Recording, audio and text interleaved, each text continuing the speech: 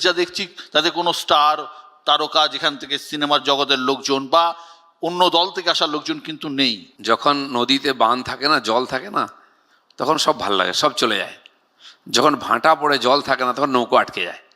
তো ভরা নদীতে নৌকো সবাই ছেড়ে দেয়। তো এখন ভরা নেই, তাই এরকম মনে হচ্ছে। তো আমার মনে হয় ভাবা উচিত এগুলো। তখন কেন জোয়ার এসেছিল, কী কারণে, কার কারণে, সেগুলো ভাবার দরকার আছে। আপনি জানেন, যখন আমরা রথ দেখতে যেতাম, রথের উপরে একটা ভালো কবিতা আছে, রথ ভাবে আমি দেব, পথ ভাবে আমি, মূর্তি ভাবে আমি দেব, হাসেন অন্তর্যামী। সবাই নিজেকে দেবতা ভাবে তখন। যখন টিম জিততে থাকে না, সবাই হয়ে হয়ে চলে। যখন টিম হেরে যায়, তখন অ্যানালাইসিস হয়, সবাইকে দোষারোপ করে, কোথায় দোষ ছিল বোঝা যায়। তখন আমরা বুঝতে পারিনি যেগুলো ঠিক হয়নি হয়তো, তাই এবারে হয়তো ওইটাকে বাদ দেওয়া হয়েছে। আপনি বলছেন নদীতে জল নেই, ভরা ছিল না। অমিত শাহ বলছেন 2/3 সিট জিতবেন আপনারা। কি হতে যাচ্ছে রেজাল্ট? সে তো ইলেকশন আসছে, মাননীয় প্রধানমন্ত্রীর সভা হয়ে গেল, পার্টি আছে, আজকে পার্টির মধ্যে উচ্ছ্বাস আছে, উৎসাহ আছে। তো বাকিটা তো গ্রাউন্ড রিয়ালিটি, যেটা মানে মাটিতে লড়াই করতে হয়। ইলেকশানে সভা সমিতি এগুলো তো একটা শক্তি প্রদর্শন হয়। এর আগের গত লোকসভার আগে সিপিএম তো বিরাট বড় ব্রিগেড করেছিল, রেজাল্ট কি হলো? 0।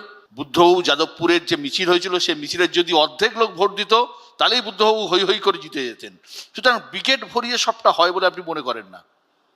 না, জনসভাটা সূচক নয়। জ্যোতি বসু যেতেন, লোকেরা দেখতে আসতো, তারপরে চলে যেত। রাজীব গান্ধী যখন আমাদের এখানে আসতেন, আমি নিজে তার সভা দেখতে গেছি, তখন কংগ্রেসের একটু ভালো অবস্থা ছিল, বিশাল সভা।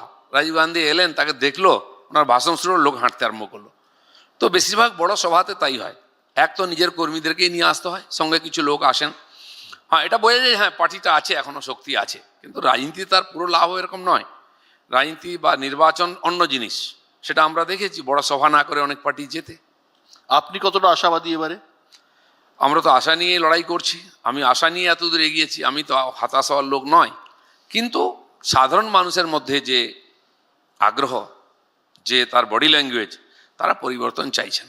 খালি এমনি নয় যে অনেক দিন হয়ে গেল, তা নয়। যে কিছু ঘটনা ইদানিং 2-3 বছরে ঘটেছে পশ্চিমবাংলায়, যেটা সাধারণ মানুষ, গ্রাম শহর, শিক্ষিত অশিক্ষিত সবাইকে নাড়া দিয়েছে, তাই তারা পরিবর্তন চাইছে। আরজি কর হোক, বা ল কলেজ থেকে ইঞ্জিনিয়ারিং কলেজে মহিলাদের সঙ্গে যে ঘটনা ঘটেছে, বা বকটুইতে 10 জনকে জ্বালিয়ে দেওয়া, তার কি আছে, দুর্ঘটনা হতেই পারে। আপনি কি মনে করেন এগুলো মানুষের মধ্যে মানে চিরস্থায়ী গেঁথে যায়, থেকে যায়? চিরস্থায়ী নয়। যেমন আপনার কোনোদিন গায়ে যদি চোট লাগে না, ভেতরে একটা ব্যথা থাকে, শরীর দুর্বল হয়ে ওটা বেরোয়। আমাদের ভারতীয়দের একটা চারিত্রিক বৈশিষ্ট্য যে আমরা সহজে রিয়াক্ট করি না, আমরা রেভলিউশন করি না, আমরা এভলিউশন করি।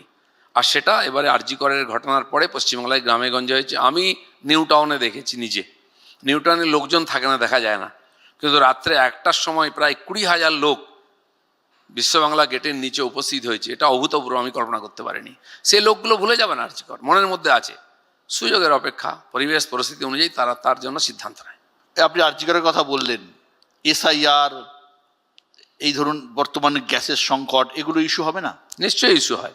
গ্যাসের সংকটটা কিসের জন্য? লড়াই হয়েছে বলে তো মোদী সরকার লড়াই করেনি। যাদের কাছে ইস্যু নাই তারা তেল গ্যাস নিয়ে লড়াই করে। তেল গ্যাসের দাম তো 10 বছর বাড়েনি, ইস্যু পাইনি, হঠাৎ একটা পাওয়া গেছে যুদ্ধ হওয়ার জন্য। আমি বলছি নিশ্চয়ই এটা কষ্ট হচ্ছে মানুষের, তার জন্য কোথায় প্রতিবাদ করা উচিত?